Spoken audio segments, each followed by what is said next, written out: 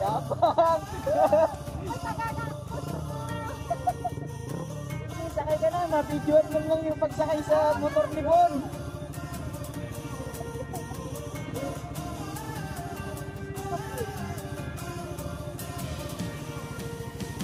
Yun o, putay na, may officer na. Pwede na patay ng camera, nabidyoan mo. Makukulog ko.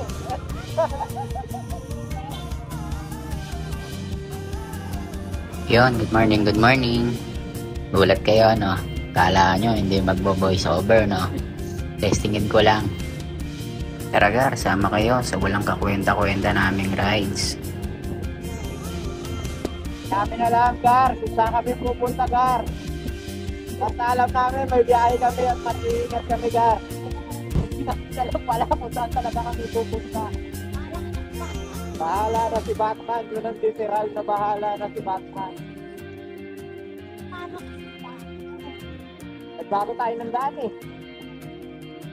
Si Becky pa rin sa kasama talaga. Yes. Basta bahala na, kung tayo pupunta. Nagar, nagpaga sila. Alampas na naman yun. Walang proper orientation pa. Marami pa naman kaming gas, full tank pa. Pero pagod kayo? Ha? Di sugar pa, amigo. Wala ko mapapalit na yung natin. Tangin muna tayo. At yun nga, Gar, natapos namin magpahangin ng gulong, may nakita kaming pako na hindi inaasahan. Kaya dumiretso kami dito sa vulcanizing shop dito malapit sa amin para magpahangin. Yan, nagbibiruan pa nga kami dyan na baka hindi matuloy yung walang kaplano-plano namin rides. Yun nga, Gar, sa dinami-daming aberya na nangyari sa amin ngayong umaga. Unang-una nga doon ang pagbago namin ng ruta at problema sa aming mga gulong. Pumayag pa rin si Lord na matuloy kami. Bigla ako tuloy naisip dito na sobrang bait ni Lord at pinapayagan kaming mahil kami sa mga stress na dumaan ngayong buwan. At alam din namin na kahit hindi nasunod ng mga plano namin, maaaring mas maganda ang plano ni Lord kung saan kami pupunta ngayon. Basta sa mga oras na ito, nagugutom na kami. Ako nga rin, sinisikmura na ako eh. O diba, ganun-ganun lang yon, nasa Pasay na kami. Hindi naman namin first time dito. Maraming beses na nga kaming nakapunta dito. Yung feeling na ganito, makakakita ka ng airplane tapos nakamotor ka. Maliit na bagay sa iba, pero Gar, iba pala feeling nito, Gar.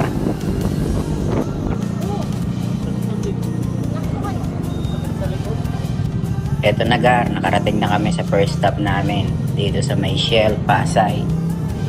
Kakain lang kami dito para makita rin namin yung mga airplane na lumilipad na live. Diba?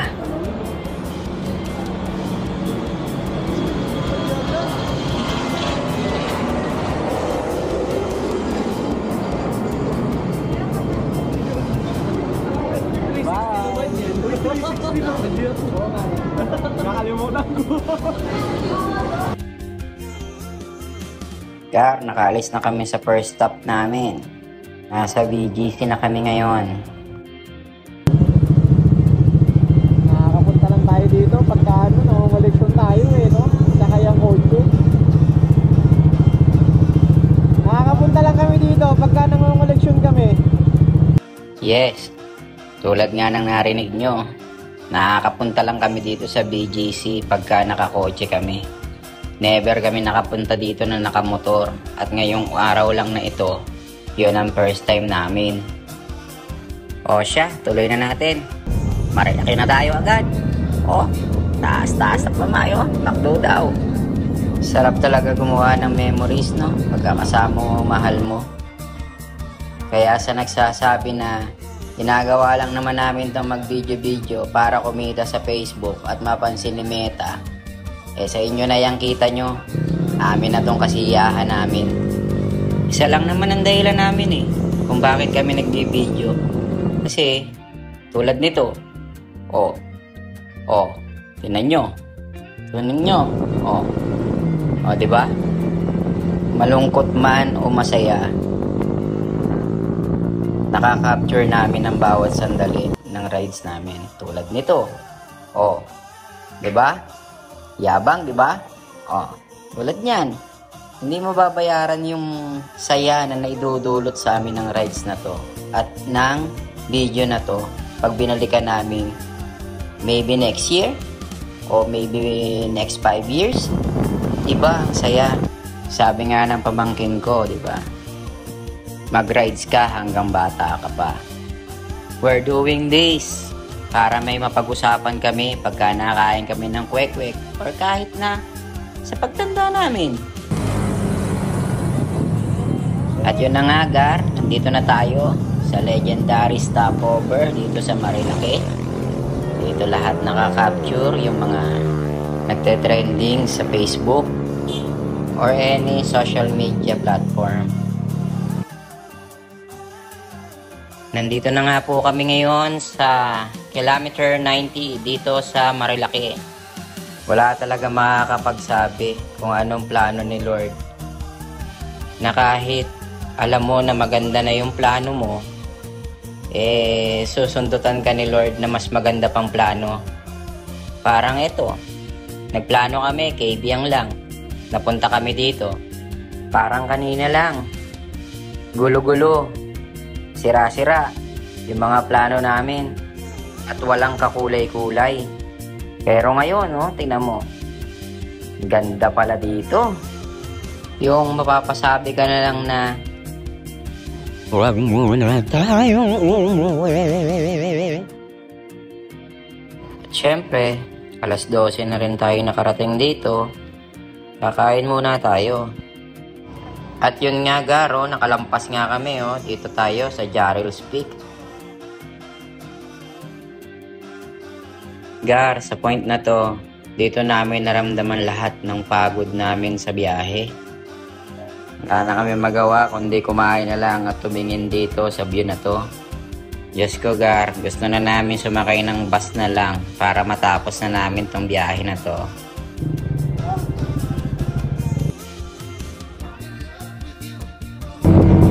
Alam kung uulan rin kami, nalaglag na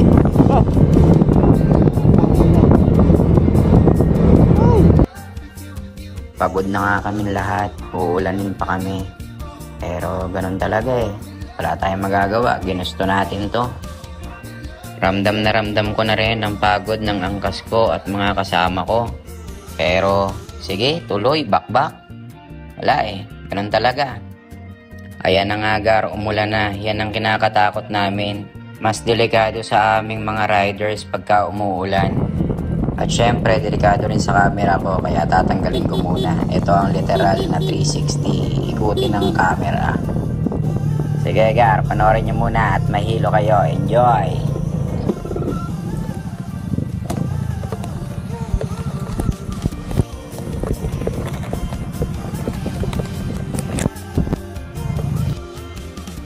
Yon, Gar, salamat sa panonood.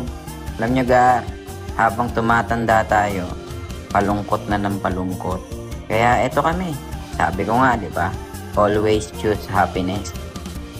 Wala namang magiging problema kung pipiliin nyo maging masaya Walang masama mag-enjoy paminsan-minsan. Basta wala ka natatapakan na tao, go lang. Yan ka masaya, di ba? Go!